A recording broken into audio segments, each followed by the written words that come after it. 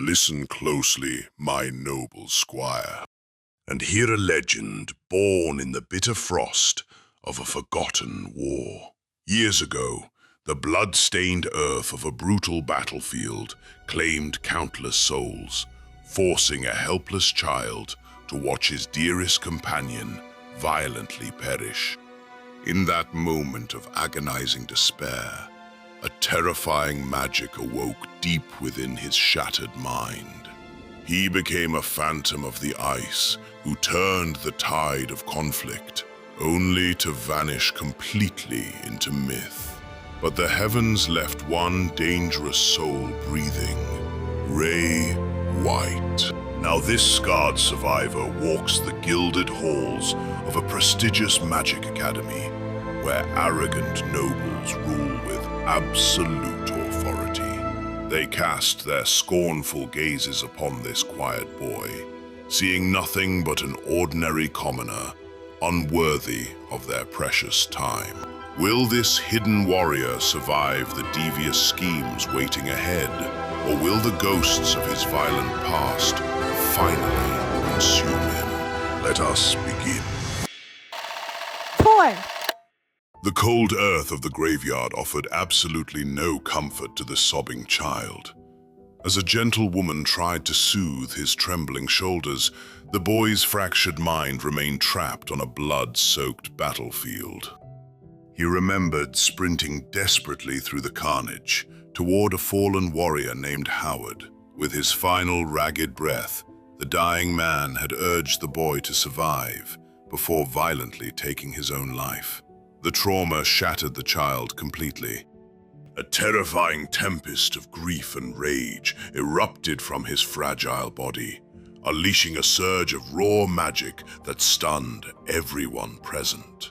In that agonizing moment, a legendary sorcerer was born from the ashes of despair.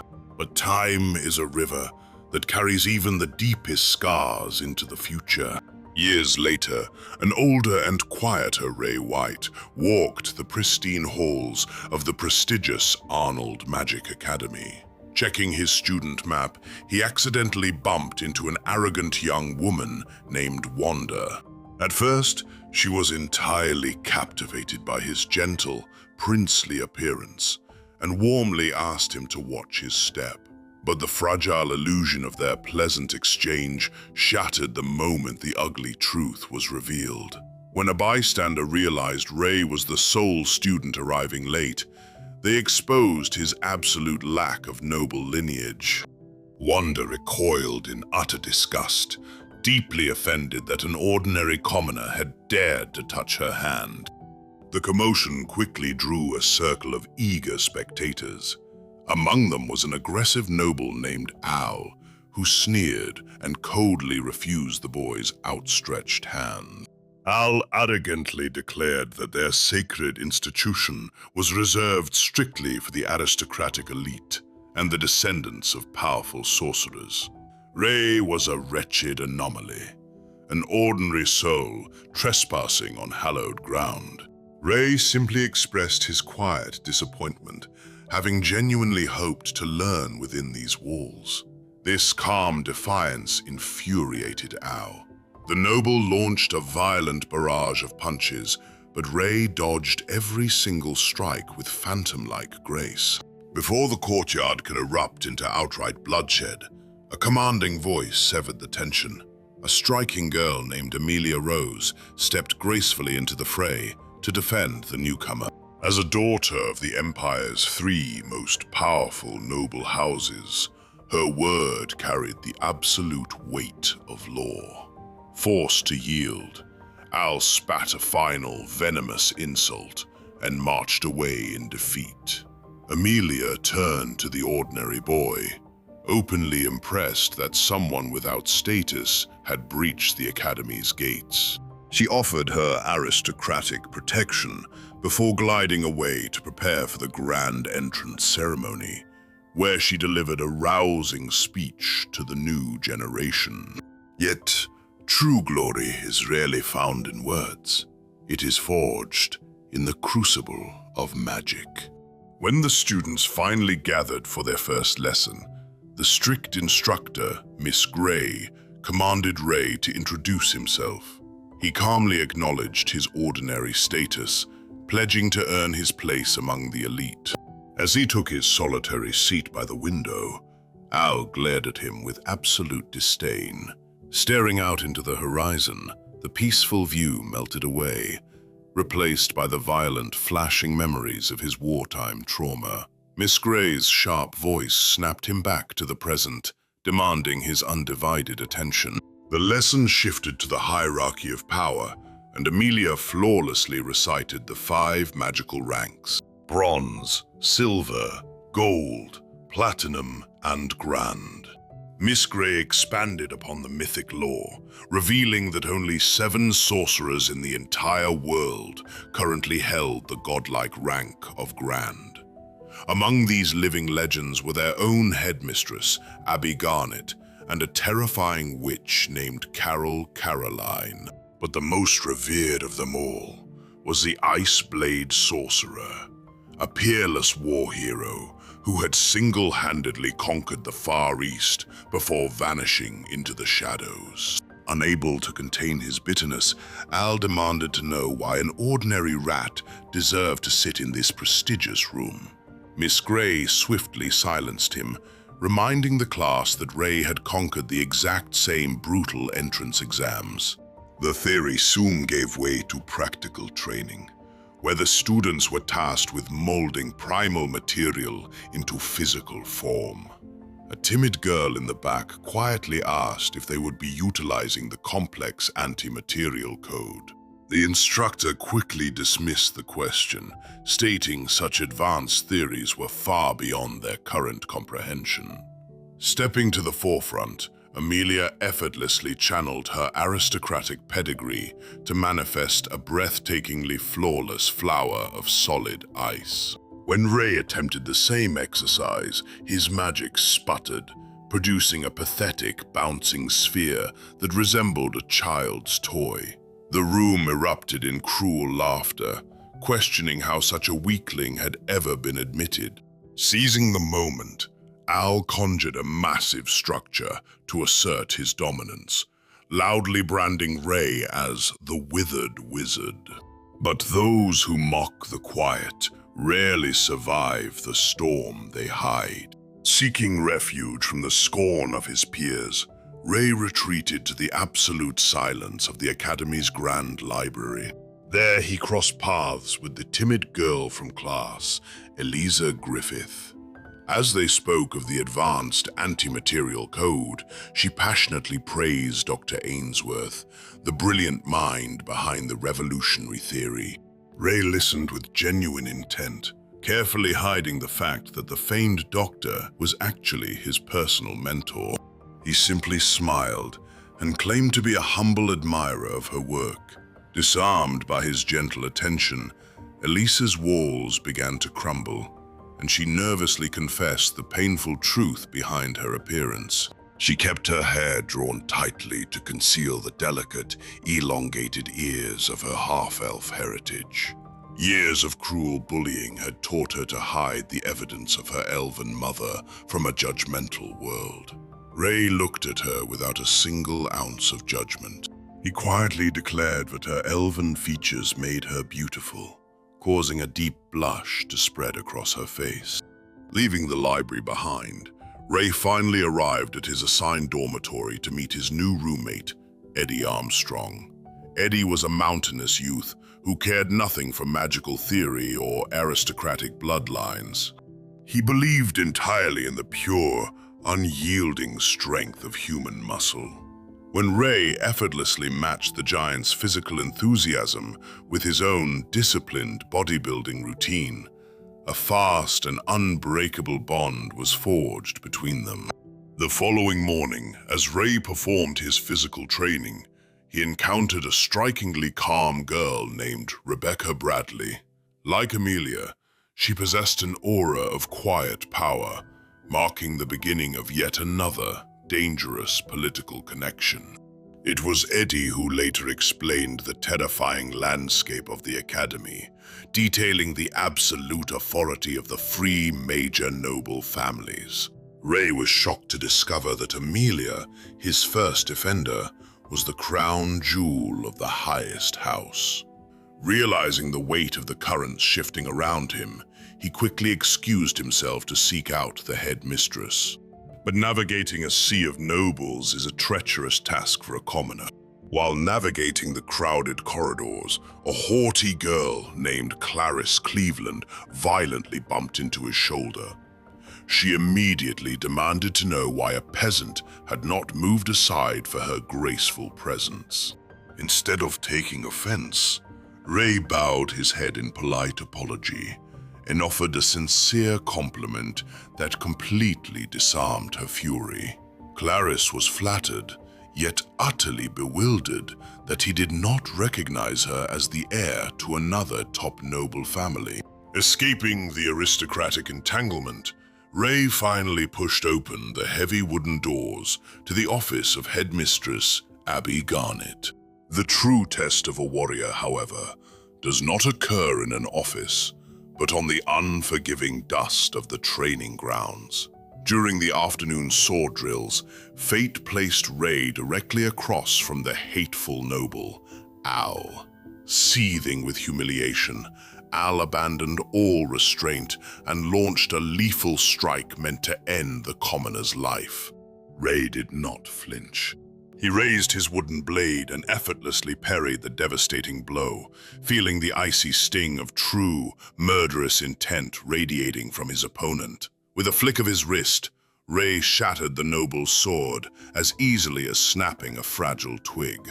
Watching from a high window above the courtyard, Headmistress Abby Garnet smiled quietly to herself as the broken blade fell to the dirt. She had expected nothing less from the boy standing below. He was Ray White, the mythic hero who had vanished into the snow. He was the legendary Ice Blade sorcerer. When the evening shadows stretched across the academy, Ray and his roommate Eddie retreated to the training grounds. While the pampered nobles rested, the two warriors pushed their bodies to the absolute limit. Eddie was entirely stunned when Ray expressed his desire to join two separate academy organizations. But a true warrior must also understand the fragile beauty of life, which led Ray to the female-exclusive Flower Garden Club. The high noble Rebecca Bradley was thrilled by his interest, but a cynical student named Dina immediately protested. She fiercely accused the boy of using the club as a pathetic excuse to court the beautiful president. To silence the conflict, Rebecca proposed a grueling trial. Dina led Ray to a barren rooftop and ordered him to transform the desolate wasteland into a thriving garden within a single week. He was strictly forbidden from asking for help. Ray accepted the impossible challenge without a single word of complaint. For days, the legendary sorcerer traded his sword for a shovel. He carefully cleared weeds and breathed life back into the dead soil.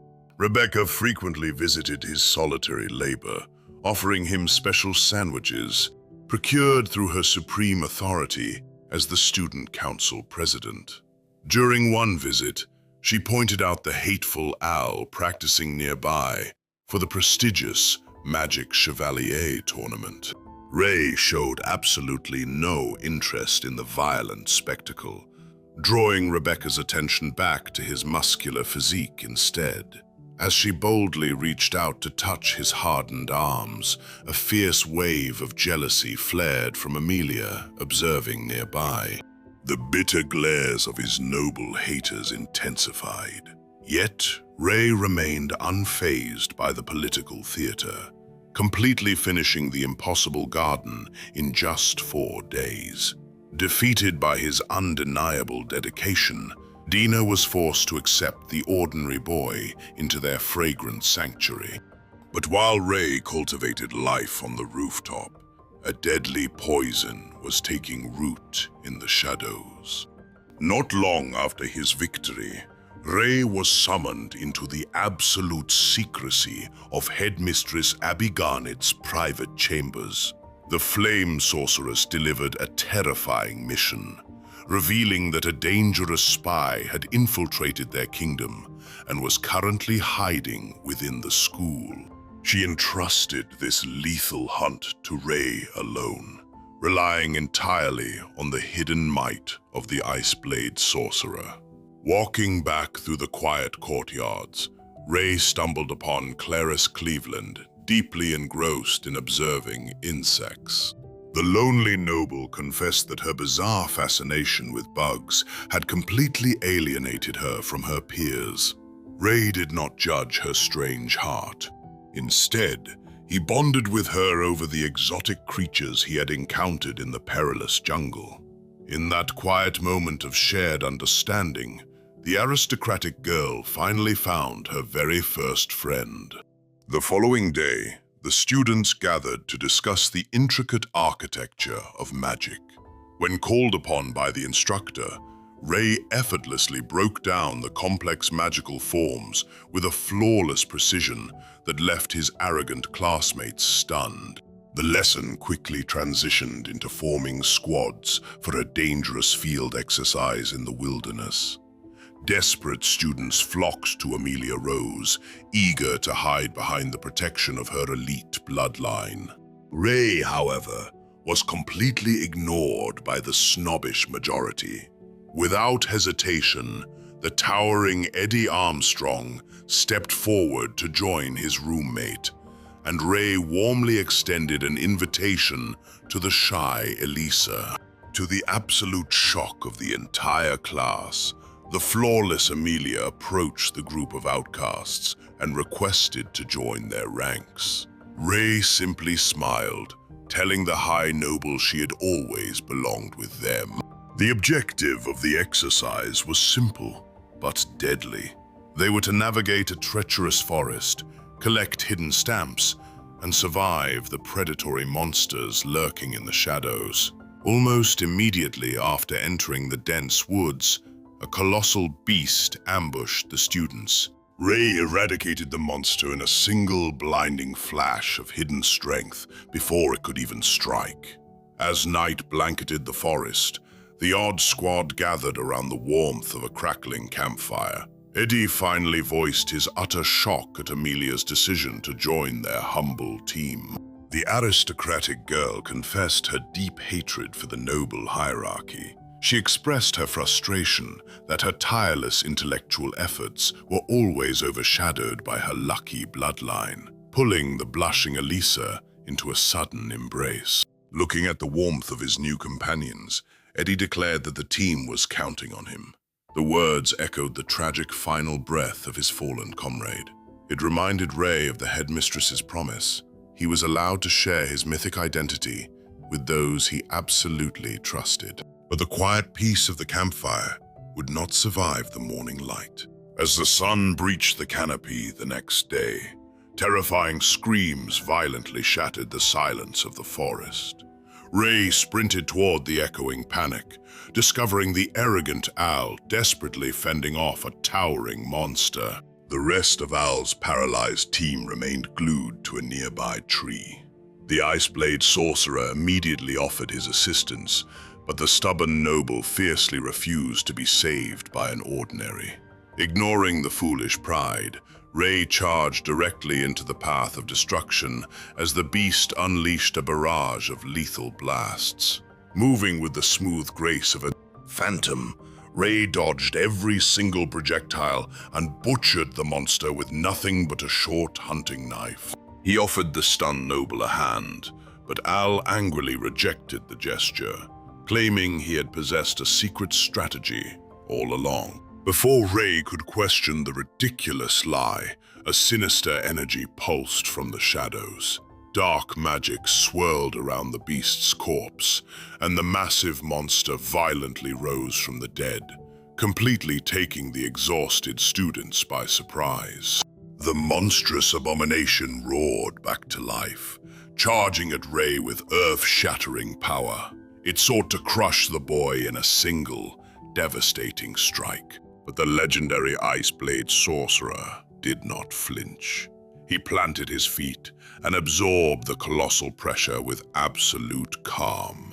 Amelia stepped in perfectly on cue, binding the beast with her aristocratic magic, while Elisa launched a heavy boulder to break its guard. Seizing the opening, Ray carved the monster in half, sending Eddie rushing forward in a booming cheer. But the victory felt entirely hollow. Instead of dissolving into natural ether, the beast's corpse melted into a foul, unnatural blue slime. Ray's eyes darkened, instantly realizing the mysterious figure in the woods was pulling strings far more dangerous than a simple school exam. While the heroes celebrated their hard-fought victory, the seeds of jealousy were already beginning to sprout. Back at the academy, the judges officially declared Ray's squad the absolute victors of the survival exam. The arrogant noble seethed with bitter indignation, loudly whispering that the ordinary rat had only survived by hiding behind Amelia Rose. Meanwhile, far from the petty squabbles of the academy, a formidable woman named Lydia Ainsworth waited impatiently by a window. Lydia delivered a heavy warning, revealing that Ray's shattered body would not be able to channel its full magical capacity for another 5 years. She commanded him to draw his blade only in the most dire emergencies.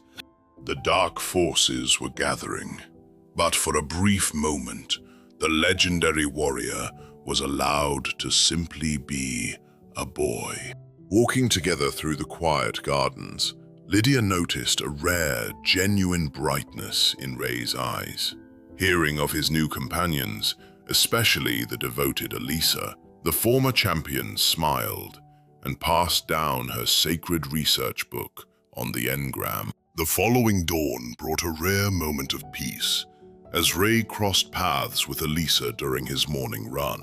Learning of her plans to visit the city library, the young warrior quickly asked to accompany her. Their peaceful dinner was soon interrupted when Clarice Cleveland, the bug-loving noble, spotted them from afar. But back at the academy, a different kind of storm was waiting for him. Ray returned to find Amelia Rose adorned in breathtaking formal attire for an upcoming Magic Chevalier gala. His honest, glowing praises made her heart flutter, but her joy quickly soured into fierce jealousy when she learned of his dinner with Elisa and Clarice. Later that evening, Ray visited the quiet office of his instructor, Miss Gray.